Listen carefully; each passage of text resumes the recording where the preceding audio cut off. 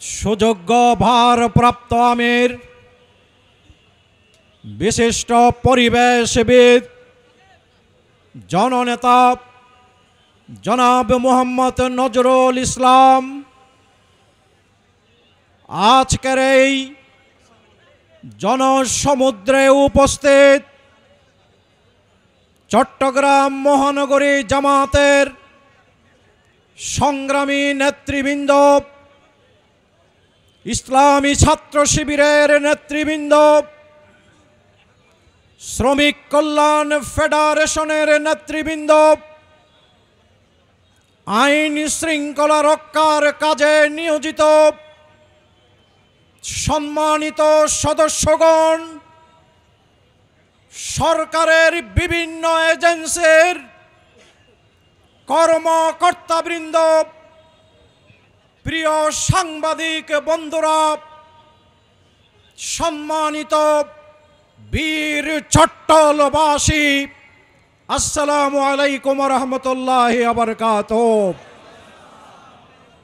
আজ অন্তরের সকল বলিষ্ঠতা দিয়ে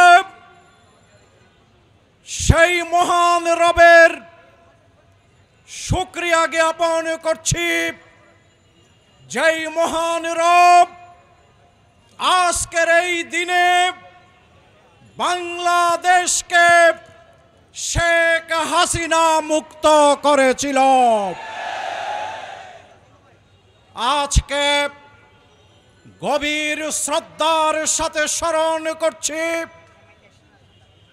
জুলাইয়ের সেই সকল শহীদদের, যাদের তাজা রক্ত আজকের এই দিনে বাংলাদেশের জন্য দ্বিতীয় স্বাধীনতা এনে দিয়েছিল।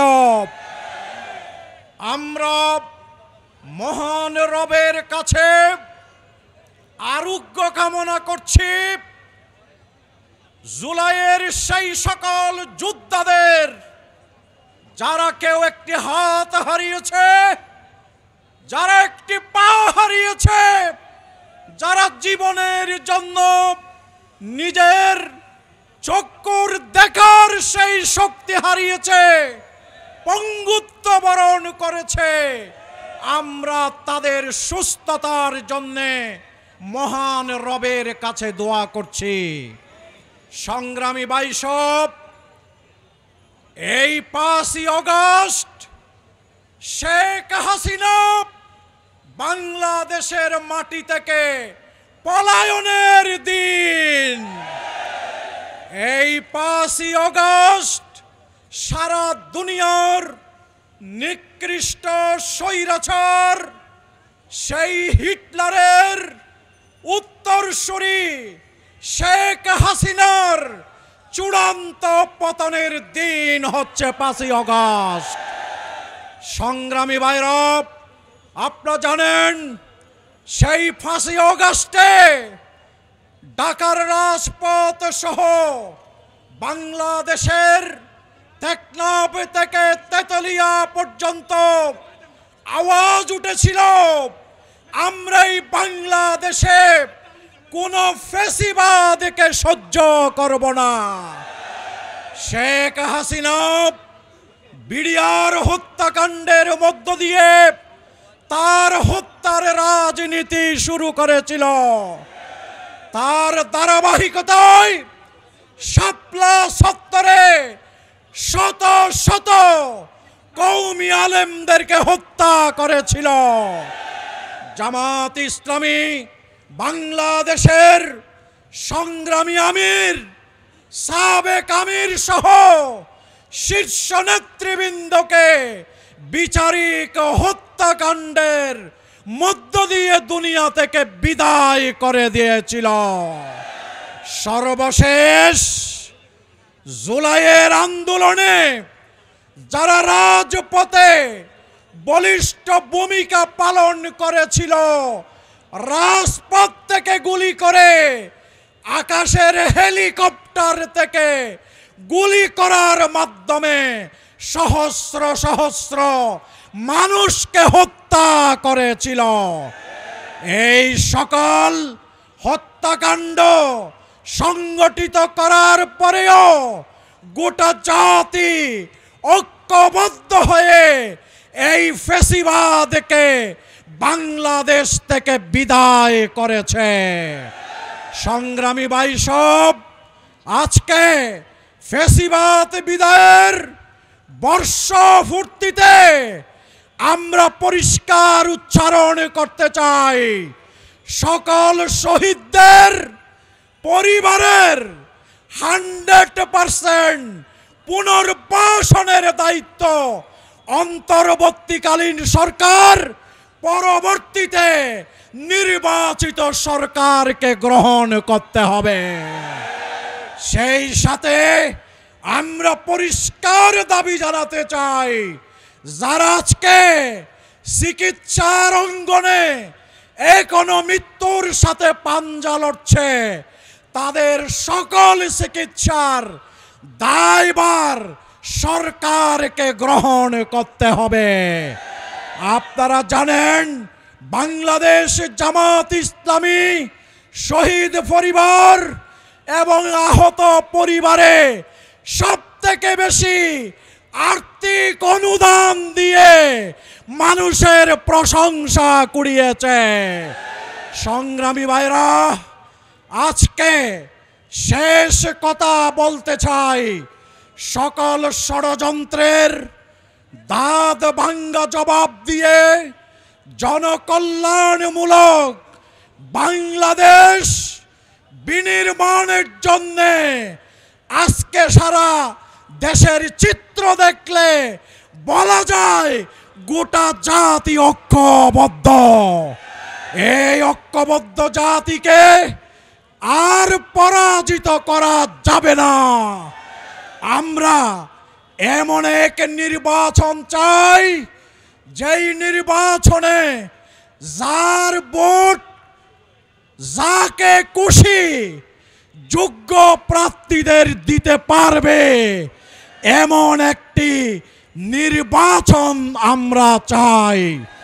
আপনারা দেখতে পেয়েছেন, আগামী বাংলাদেশের পার্লামেন্ট ওই সকল চাঁদাবাজ, টেন্ডারবাজ, রাজনৈতিক মাফিয়াদেরকে আগামী পার্লামেন্টে দেশের জনগণ দেখতে চায় না।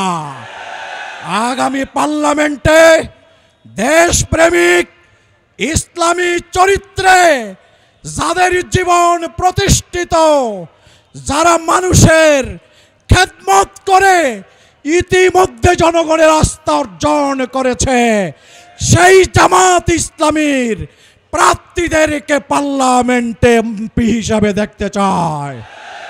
আগামীর বাংলাদেশে এই রাজনীতির অঙ্গনে মানবিক নেতা হিসেবে প্রতিষ্ঠিত, যিনি সরোয়ার্দী উদ্যানের ঐতিহাসিক সমাবেশে বক্তব্যরত অবস্থায় পড়ে গিয়েছিলেন, সেখান থেকে আবার দাঁড়িয়ে বক্তব্য শুরু করেছিলেন, আবার পড়ে গিয়েছিলেন, তিনি বসে বসে জাতিকে নির্দেশনা দিয়ে তার বক্তব্য সমাপ্ত করেছিলেন। তিনি সেদিন ঘোষণা দিয়েছিলেন, স্বৈরাচার বিদায়ের যুদ্ধ শেষ করেছি, আরেকটি যুদ্ধ ঘোষণা করছি, সেই যুদ্ধ হচ্ছে দুর্নীতির বিরুদ্ধে। আমরা বাংলাদেশকে দুর্নীতি মুক্ত করে গণমানুষের আকাঙ্ক্ষার আলোকে জাতিকে সাথে নিয়ে আমরা সেই বাংলাদেশ, নতুন বাংলাদেশ, ইনসাফের বাংলাদেশ, গণতন্ত্রের বাংলাদেশ, ইসলামী মূল্যবোধের বাংলাদেশ আমরা গড়ব, গড়ব, গড়ব ইনশাআল্লাহ। সংগ্রামী ভাইসব, এই চট্টলার মাটিতে যারা জুলাই আন্দোলনে জীবন দিয়েছেন, আহত হয়েছেন, আমরা চিরদিন এই চট্টগ্রামের সংগঠন তাদের পাশে থেকে তাদের সহযোগিতা করে যাব ইনশাআল্লাহ। আসুন আগামীর বাংলাদেশ বিনির্মাণে যে কোনো ষড়যন্ত্র মোকাবেলা করে আপনারা কি সামনের দিকে জীবন দিয়ে এগিয়ে যাওয়ার জন্য প্রস্তুত?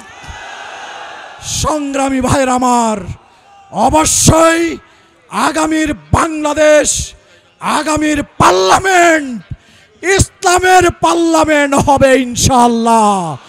আমরা মহান রবের কাছে সেই দোয়া করে সংগ্রামী চট্টলবাসীকে শুভেচ্ছা জানিয়ে বক্তব্য শেষ করছি। আল্লাহ হাফেজ। বাংলাদেশ জিন্দাবাদ, জামাত ইসলামী জিন্দাবাদ।